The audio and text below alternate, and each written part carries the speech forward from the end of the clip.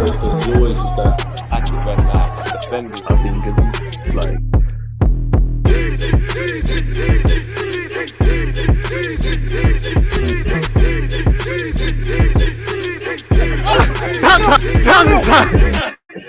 Are we live? People deluded. I'm back again. I'm here with Mo. Mo, how you doing, man? Good afternoon / good evening to yourself, broski. What you saying? Yeah, I'm very good, man. In a good mood. Arsenal are doing the business these days. Rivals dropping points. And, you know, they're getting a few points as well. But as long as we're doing the business, I'm seeing our chances of top four going up and up and up. And that just does the same thing to my smile on my face. Aye, man. Same goes. I love to hear it, man. Energy. I know, them lot down the lane pulled off a great result, but let's not make it about them. As you said, man, let's get straight into it. Top four hopes are still alive. They're still kicking. Whether we get there is another thing. As you know, every week there's a different narrative. We've got 15 or so games left. What did you make of the Brentford game, man? I've offered my opinions on your channel and mine. How was it, man? Where are you at? Just don't hold back, man. What's your whole thoughts in relation to it? This Brentford game for me was about one word, and that was revenge, with some emphasis on it, because that was, it derailed the start of our season big time, being forced to play that game with COVID. And I feel like at the time, Arsenal fans, including myself, weren't very fair to the club in terms myself included as well. Yeah, I think we knew that the game was going to be played, and even in spite of the COVID issues, we expected a better performance from the players that were out there, and it just looked poor. It looked really, really poor. We weren't exactly aware just how good the summer transfer activity was at the time, and we have to put our hands up and say, do you know what? Actually, they've done really well. Not Credit all of them were available. 100%. So we were a bit harsh on the team, and in reality, I think this game, a lot has gone in between that first game of the season and this game, and we are a different team. The mood is ultimately more positive than what it was back then, and it was important for Arsenal to win this game and kind of put that to bed. Disappointed that we got that last minute VAR not equalizer, God forbid, consolation, VAR goal that we conceded. I wanted that kind of mirror image revenge, but listen, wasn't to be, but we still got the 3 points. That's the main thing. And I know you and I, we take that extra pleasure in the fact that who were the guys that got the goals, Amen. the Hale Enders, the youngsters, which will lead me on to talking to you about Lacazette, our guy that should be finishing with aplomb the way Bukayo Saka did, and who just isn't. I mean, I think we're at where we're at with Lacazette. I think you've said it. I've said it respectfully to Lacazette. We've come to accept it. Like, we've got to kind of be honest. The bar's on the floor in relation to an Arsenal striker. As much as I admire Lacazette's tenacity, pressing, I think the second half and the build up to the first goal showed why Lacazette gets into the team for what he makes up in terms of not scoring. But fundamentally, your strikers have to put the ball in the back of the net. I'm not really surprised, and I kind of accept Lacazette for what he is, in the sense of, we're praising the striker for working hard as much as his qualities, and he's missing chances that he should be scoring every week. We're kind of highlighting it, but I mean, he was doing this when we was kind of going on an unbeaten run and we was doing things of that nature. I feel only the narrative kind of shifts because now we kind of need to know what we're getting with certain players. So with Lacazette, we're kind of at where we're at. I admire his tenacity. I admire the way he's just continuing with the captain's band and whatnot. But other than that, it is what it is. I'll be honest, I prefer what Lacazette gives us on a bad day than what Eddie Nketiah, potentially excluding a purple patch, could probably, because for me, I'm not really with unbalancing the side. If anything, Martinelli gets an opportunity up front. I know Arteta's spoken of Smith Rowe playing through the 9 again as a false 9. What did you make of that anyways? Have you seen those comments? No, I haven't actually. Talk me through them. He kind of basically indirectly just spoke of Smith Rowe's quality, spoke of how he can play on the left as a 10, and at some point could probably play up front in light of what's going on with our strikers. Again, worst case scenario, God forbid, if there was an injury crisis, where would you be at in terms of Smith Rowe through the 9, and what do you make of it? Look, for me, I think that when you're kind of saying, and when you're kind of publicly saying, or when your plan is that one player is that false 9 striker, that's not how you play the false 9. I feel very strongly about that whole false 9 system.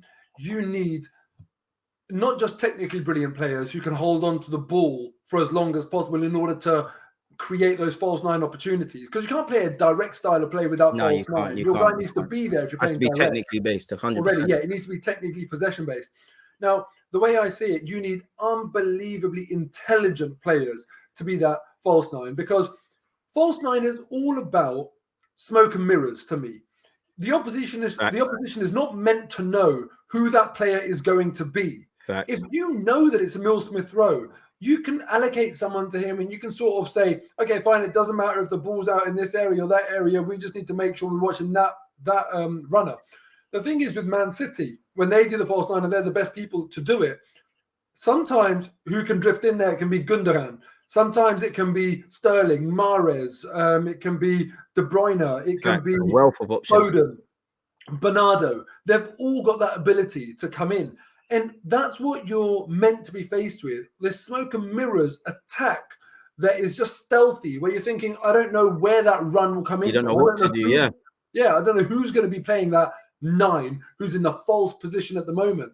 When it's one-dimensional, it's easy to defend against, and it becomes very toothless. You're better off just having someone in that spot. So for me, if Arteta is planning on putting Emil Smith Rowe as the false 9 and all the onus is on him to try and make those runs, and no, I just think that that's a really, really tough ask of a player like Emil Smith Rowe, who time and time again proves that when he plays in positions that suit him, he can be brilliant. And then when I've seen him playing that false 9 sort of system, I just don't see the same guy. And I don't personally think he enjoys making late runs into the box to potentially challenge for aerial duels against 6-foot-plus defenders. Is that Smith Rowe? Not in my book. I see where you're at with that. I mean, to be fair to Arteta, he is our top goal scorer. I do think if you're going to try that false 9 thing with anything, if we had to try it with a playmaker, I'd probably try the Odegaard route, just because he presses slightly better than Smith Rowe. He understands the game slightly better than Smith Rowe, and he's slightly more experienced. I understand what people are saying with Pepe. For me personally, it's Project Martinelli. Whether you want him to play false 9 or some sort of number 9, just play him. I'd argue Lacazette's kind of doing that stuff already, and people make runs in behind. And again, you mentioned the City example. That's a fantastic one. Much less the quality, just the experience. Or you have the Liverpool version where your wingers kind of make up the numbers. And as much as I love Saka and Smith Rowe scoring, they're not necessarily goal scorers. They're learning how to score goals. As you know, Smith Rowe, the next job is, can you do this next season? Can you keep doing it? Such is the level of scrutiny. Again, in terms of what we can do from now to the end of the season, I'm kind of more for those sort of options than I am in terms of Eddie playing through the middle, respectively. What did you make of our centre mids in the Brentford game? Because again, you know, they had a decent game. I'd give them credit where due. Yeah, I think they had a decent game, but it's Brentford at home, and true. We've got a lot of other games where we're going to be able to judge them, and where we have looked at them and said, you know, even when we win, it's not really enough. On this occasion, they were fine, they were good, you know, no complaints at all. But when we have Tottenham away, we've still got Chelsea to play. We've got Liverpool, West Ham. Liverpool, yeah. Go to Newcastle at St James's in their current form as well. Boy, you know, I mean, those are the games. Man United away, when you're up against Pogba and Fernandes and players like that, I think to myself, is it going to be enough? Look, as far as I'm concerned, you know, we're talking about the whole false 9 thing. Lacazette right now is not a striker in my book. He's a false 10, if you want to call it that. He's, you know, he looks like a striker, walks, talks, feels like a striker, lines up like a striker, but then is never there as that guy. When and even when he is chances, in that position, he doesn't hit the target. He doesn't actually act like a striker. He's actually a false 10. And he got the assist for Emil Smith Rowe's goal, if I'm not mistaken. That was his pass. Partey had Saka's, yeah. He got that in that false 10 role, in effect. So for me, I think I really look forward to Arsenal when we get a specialist in that Xhaka role and a specialist in the Laka role. Facts. So when Xhaka Laka go and we get the 2 guys in there, I feel like that's when Arsenal already go to the next level. This weekend, DG, we saw the whole spectrum of centre forward performances. At the top, we saw Harry Kane put in what is, I hate to say it, the perfect modern day centre forward performance. And passes, away from home against top tier opposition, brought in other players into the game, Kulusevski and Son, in brilliant sort of like that false 10 way, but also did the traditional number 9 thing, dominant, gave defenders a hard time, picked up positions, did it brilliantly. We saw that right at the top of the spectrum. Right at the bottom of the spectrum, we saw Romelu 7-touch Lukaku, where he was hopeless, aimless, pointless. Just can't buy any luck. Yeah, man. Yeah. And the Well. thing is, you know, on one hand, this is City away versus Palace away. Chelsea are a much better team than Tottenham, but you saw the difference that these two individuals made to the team. You switch them over, Tottenham never ever win that game with that Lukaku performance in their team. And you put Kane in that Chelsea team against Palace, they go and win it 3-4 They 0. win a bit more comfortable, yeah. Yeah. And this is what I'm looking now at Arsenal. And I think to myself, when we get a proper person in that Xhaka role and a proper